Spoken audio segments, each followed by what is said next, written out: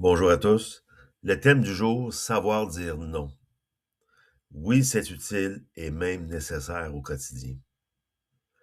Pourquoi dire non à une demande? C'est simple. J'ai un dossier en cours que je veux terminer parce que j'ai un livrable dans 2 heures. Oui, sa demande est valable, mais j'ai déjà un engagement. Aussi, je rentre en réunion dans 30 minutes. Je dois finaliser une tâche avant cette réunion. Ou je veux absolument terminer ma journée à 17 heures. J'ai une activité ce soir. Toutes ces raisons sont légitimes pour dire non. Vous trouvez pas? L'objectif n'est pas de refuser pour refuser. C'est seulement de vouloir reporter la demande d'une personne à un moment plus adéquat pour moi. La technique que je vous propose est facile à utiliser. La vraie difficulté vient surtout de notre discours interne. Ici, c'est difficile de dire non. On doit être disponible. Moi, je suis une personne responsable. Je dois aider. Et surtout, je ne veux pas décevoir.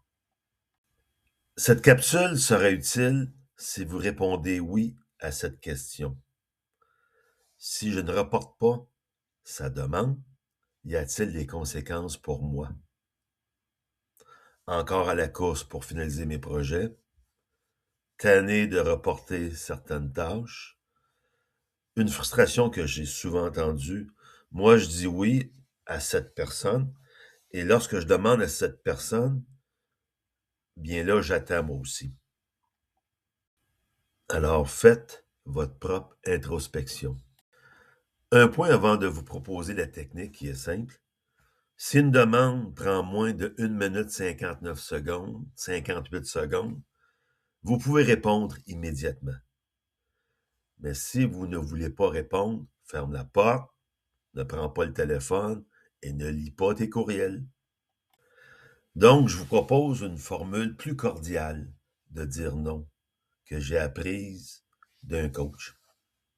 Plutôt que de dire « j'ai pas le temps, je suis trop occupé, plus tard, je te reviens, c'est pas le bon moment ». Alors, formulez votre non en ajoutant une raison et terminez avec une option pour la personne. Utilisez l'acronyme NRO.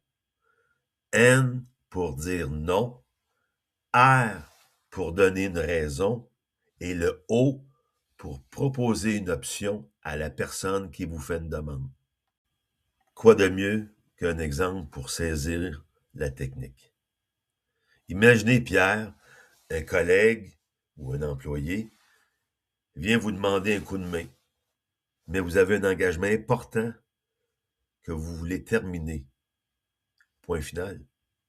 Alors je lui réponds, Pierre, je ne peux pas. J'ai un dossier à finaliser pour 11 heures. Viens me voir en après-midi ou va voir Luc. Décortiquons.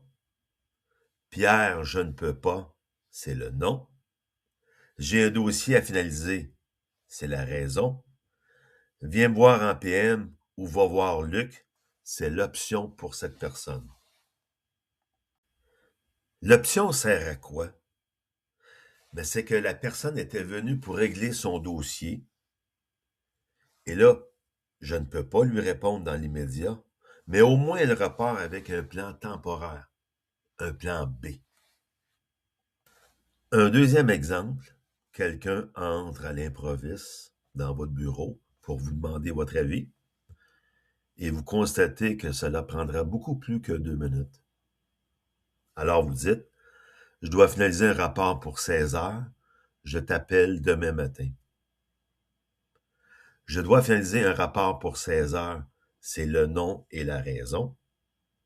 Et quand je lui dis, je t'appelle demain matin, c'est l'option. Attention ici pour votre crédibilité. Si vous dites que vous l'appellerez demain matin, faites-le. Dans le fond, savoir dire non, c'est de rajouter 2, 3 mots de plus.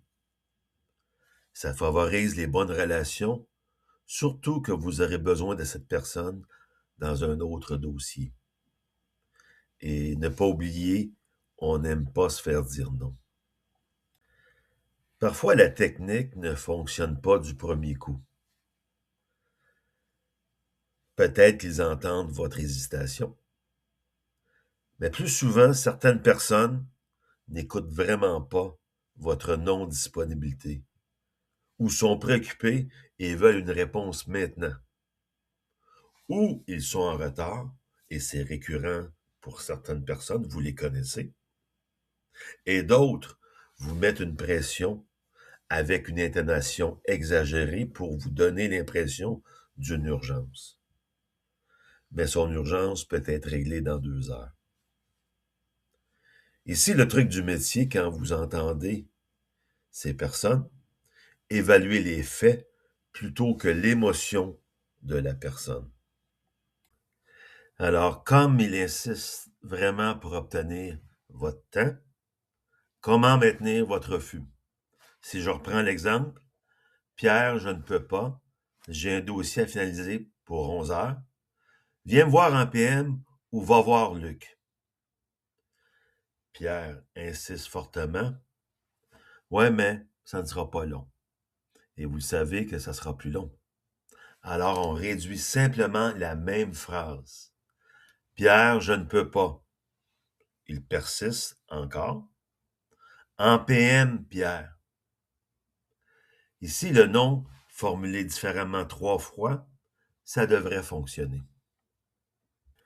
Ça va bien avec des bons collègues, la technique, mais maintenant, imaginez devant certaines personnes qui sont un peu trop beaucoup manipulatrices, très moi, ou qui transfèrent leur non-responsabilité.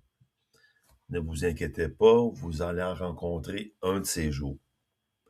Et eux, ils écoutent très bien tout ce que vous dites. Comme dirait un policier, tout ce que vous direz sera retenu contre vous. Le précieux conseil avec ces gens, évitez les phrases remplies de mots velcro qui incitent l'autre à s'accrocher à chaque mot de votre message. Exemple, vous répondez à une personne, « J'aurais bien aimé t'aider, mais pour le moment, je ne peux pas. Est-ce qu'on pourrait mardi? » Et là, il ose vous dire, « Ouais, tu aurais bien aimé. On est censé pourtant travailler en équipe, non? Et ça relève de toi aussi le dossier. Et en passant, mardi, c'est impossible. » Alors, vous avez une belle manipulation. Votre phrase contenait beaucoup trop de mots velcro. Exemple, quand vous dites « j'aurais bien aimé », vous rajoutez le conditionnel « est-ce qu'on pourrait mardi ?» Et si, en prime, vous hésitez dans une réponse, alors vous avez plusieurs prises contre vous. En passant, il y a des gens qui vont utiliser le mode un peu colérique, ou d'autres vont utiliser un ton de victime. Mais dans les 2 cas, ça demeure de la manipulation. Si vous connaissez certaines personnes ou si vous avez un doute, la prochaine fois, préférable d'utiliser des mots neutres ou moins de mots. Exemple, je ne peux pas, j'ai un dossier à régler, je vous appelle à 15 heures. Ils vont essayer, alors réduire la phrase. On se parle à 15 heures. Avec eux, vous avez le droit d'être ferme. Ce ne sont pas nécessairement de bons collègues. Bien souvent ou quelquefois, vous allez dire une phrase bienveillante, cordiale, avec des mots velcro, mais ça va aller quand même, parce que vous avez devant vous des collègues ou des personnes qui vous respectent. Toutefois, si vous rencontrez une personne qui utilise chaque mot à son avantage, ne vous inquiétez pas, ça va vous arriver, et qu'elle vous déstabilise, le réflexe à développer, réduire toujours la phrase. Je reprends un exemple. Vous dites, « Je suis vraiment désolé, c'est impossible pour le moment, je vous appelle à 15 heures. » La personne vous répond, « Ouais, désolé, tu es responsable aussi dans ce dossier-là. On attend, nous autres, blablabla, blablabla. » On respire, on réduit. Je vous appelle à 15 heures. Il t'essaye encore. À 15 heures, monsieur. Avec la pratique, vous allez devenir meilleur. J'ouvre une parenthèse sur les risques des mots velcro dans un autre contexte. Exemple, vous êtes en négociation et vous avez une phrase à risque. Vous lui dites « J'aurais bien aimé vous faire une offre encore plus alléchante, monsieur. » Les mots velcro ici sont « bien aimé, encore plus ». Je vous propose une option plus neutre. L'offre que je vous ai faite est alléchante. S'il vous essaye, répondez « L'offre est alléchante, monsieur. » Je reviens au thème central, savoir dire non, mais dans un contexte de prise de décision. La technique est utile si on vous met de la pression pour décider. Par exemple, vous n'avez pas toutes les informations et vous répondez « Pierre, je ne peux pas te dire oui, j'attends l'analyse mercredi. Dès que j'ai l'information, je te reviens. » Et là, Pierre insiste, tu lui réponds « Pierre, je te reviens mercredi. » Il demande encore « Mercredi, Pierre. » Dans un autre cas, vous avez toute l'information, mais vous décidez de réfléchir encore avant de prendre votre décision. Mais on vous presse de décider. Tu lui dis « Pierre, je dois réfléchir encore. Mercredi, je prendrai ma décision. » Il insiste « Ma décision, mercredi. » La technique est toujours la même. Non, raison, option, et au besoin, on réduit la phrase. Dans d'autres situations, on est pressé de décider, mais en plus, il y a une notion de tentative de manipulation par l'autre personne. Certaines personnes cherchent à vous faire flancher. Exemple, vous dites « Je ne peux pas décider aujourd'hui, j'ai une analyse à faire. » La personne répond « C'est donc bien long. » Dites simplement « J'ai une analyse à faire. » Ce qui est à retenir ici, c'est que lorsqu'on est en face d'une personne qui veut vous manipuler, toujours donner le moins d'explications possible, réduire la phrase. Parce que tout ce que vous allez dire, il s'accroche après et il tord les propos à son avantage.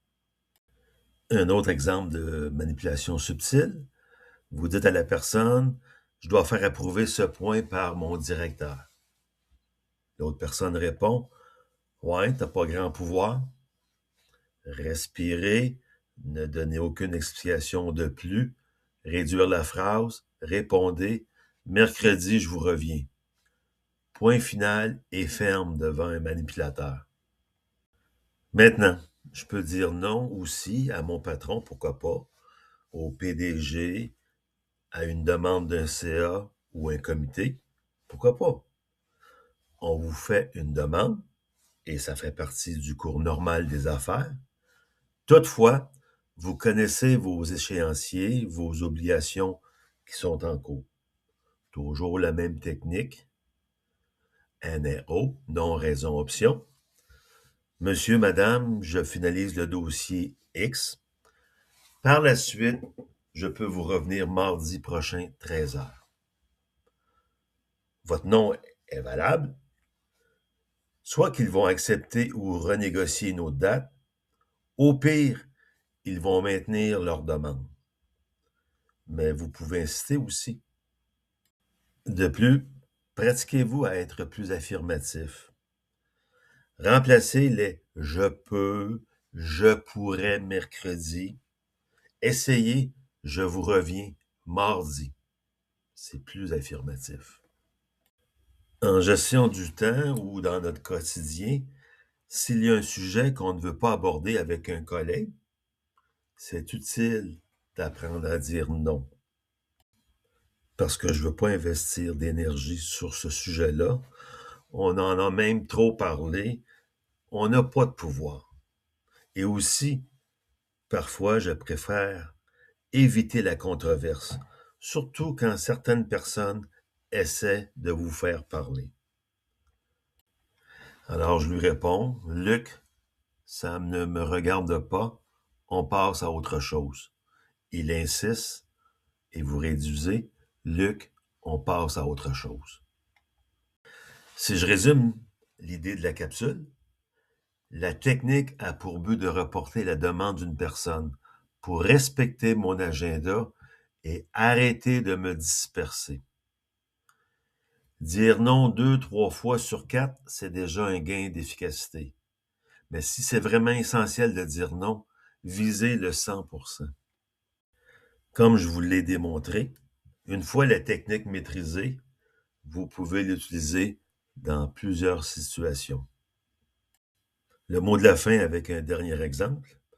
Quelqu'un vous aborde, fait une demande. Tu lui réponds, « Pierre, je rentre en réunion, je suis dispo en PM. » « Ouais, mais ça va être très rapide.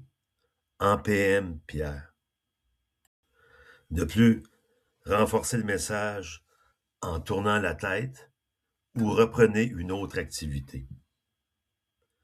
Bon succès et à une prochaine capsule.